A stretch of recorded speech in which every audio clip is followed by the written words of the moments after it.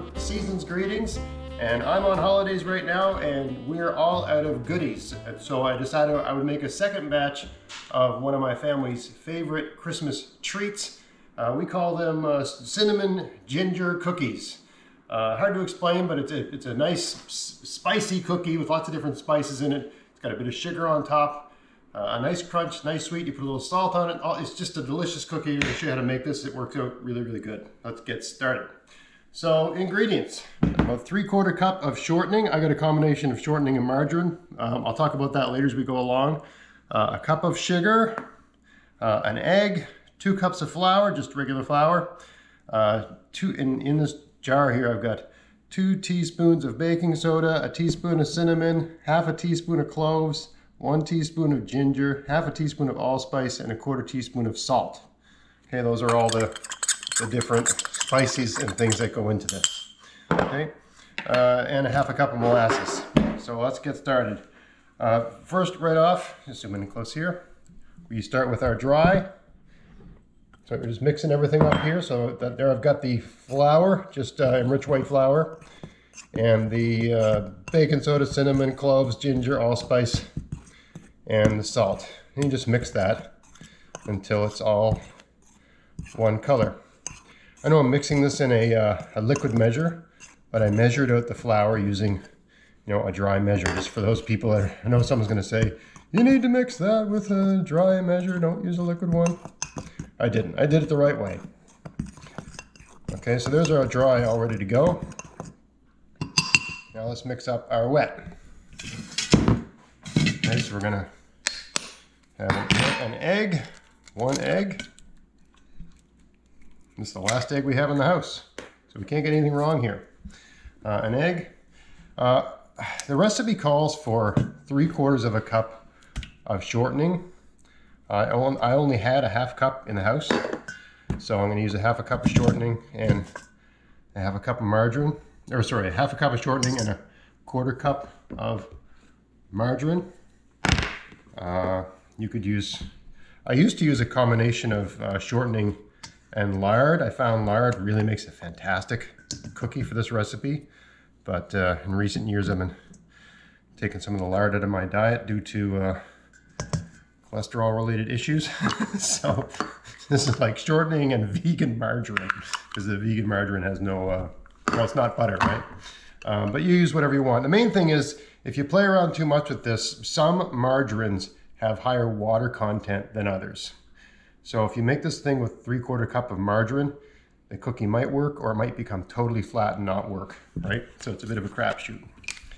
Now we're going to put in our half a cup of molasses. And this is really, this is like a spicy molasses, sweet. It's just flavors I love, right? I love molasses, and I love all those different, cloves and allspice and all that sort of stuff. I just love that stuff.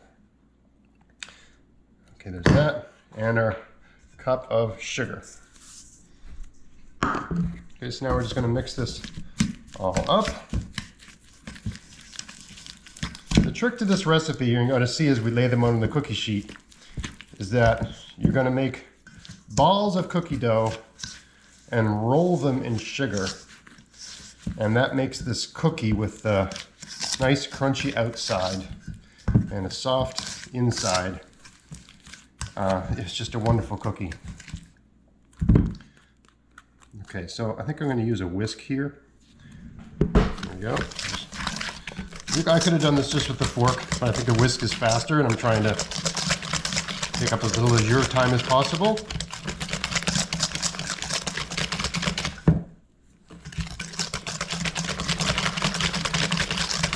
That's pretty good for this stage. It's not perfect, but it's fine.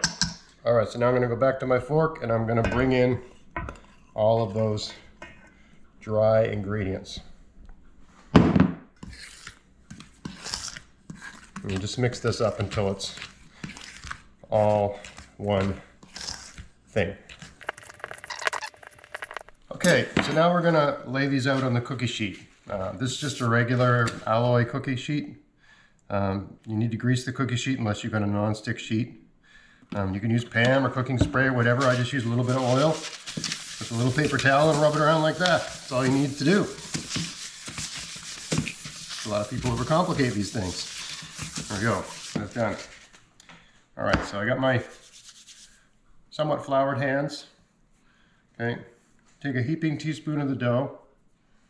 Okay, just roll it into a little ball and stick it in the sugar. Then you just move it around the sugar and put it on the cookie sheet.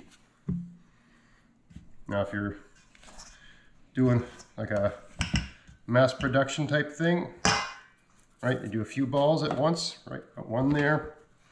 You keep your hands floured or this stuff will stick to your hands. It's wetter than you think it should be.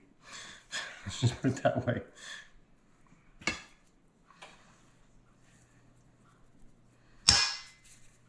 Maybe 4.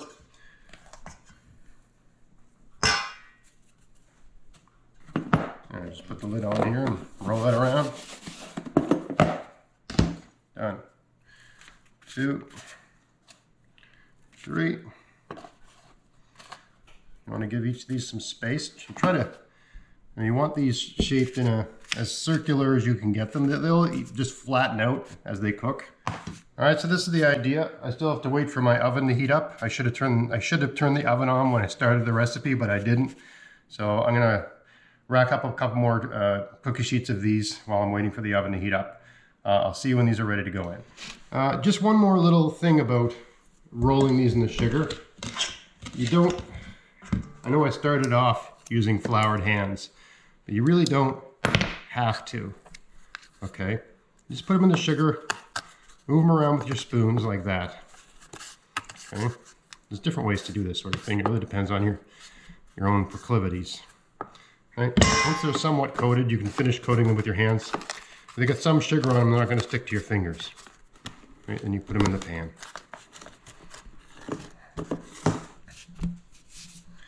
All right. Try to shape them in something like a circle when they go in the pan. That's that. All right, so now these are all ready. I'm going to put them in the oven for 12 minutes at 350. All right. While those cookies are baking, I thought I'd just give you a look at the scenery outside right now. It's a winter wonderland in Nova Scotia. We've got lots of snow. I had to shovel the driveway on Christmas Day, if you can believe that. So perfect day to be indoors with a nice hot cup of tea and freshly baked cookies. All right, so it's been 12 minutes. Let's take these out and have a look. They look good.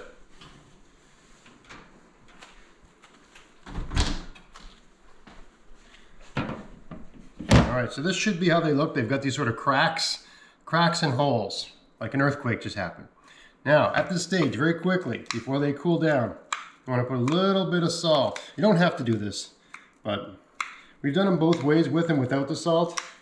And my family certainly prefers it this way. If you don't have a big fancy thing like this, and you could use kosher salt. This is just ordinary pickling salt. You can use any salt you want. Come a little closer here.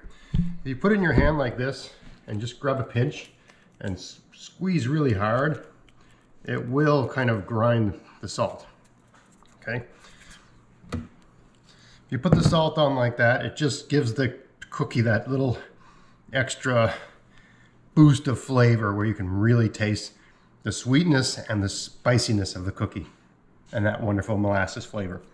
All right, now I'm gonna put the rest of the cookies in, and then when these have cooled down, we'll have a bite and share that experience with you. So these should be loose in the pan. If they're stuck a little bit, just get something like that to go underneath and loosen them up. You can use, parchment paper or a non-stick pan or whatever, but,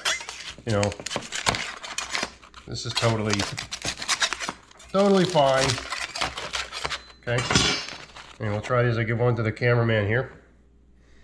And we'll see what we got. All right, so we got a nice cup of black tea. We got a nice cookie. All right, let's give her a taste here.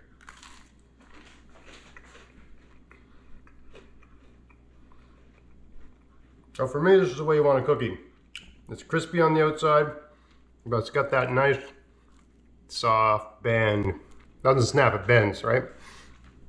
Soft on the inside, crispy on the outside. A little hint of salt, sweetness, the spices, the molasses. This is a delicious cookie. I mean, it's a great cookie any time of year. But we just make these around Christmas time, because if we had them all the time, we'd probably die of happiness or something. So anyway, that's how I make the ginger, cinnamon, spicy cookies. If this looks interesting, give them a try. Let me know what you think. I hope you found this video interesting. If you did, please like, share, subscribe. Check out my podcast at maritimegardening.com. Check out my weekly article at maritimegardening.substack.com. Until next time, have fun in your garden, have fun in your kitchen. Thanks for watching.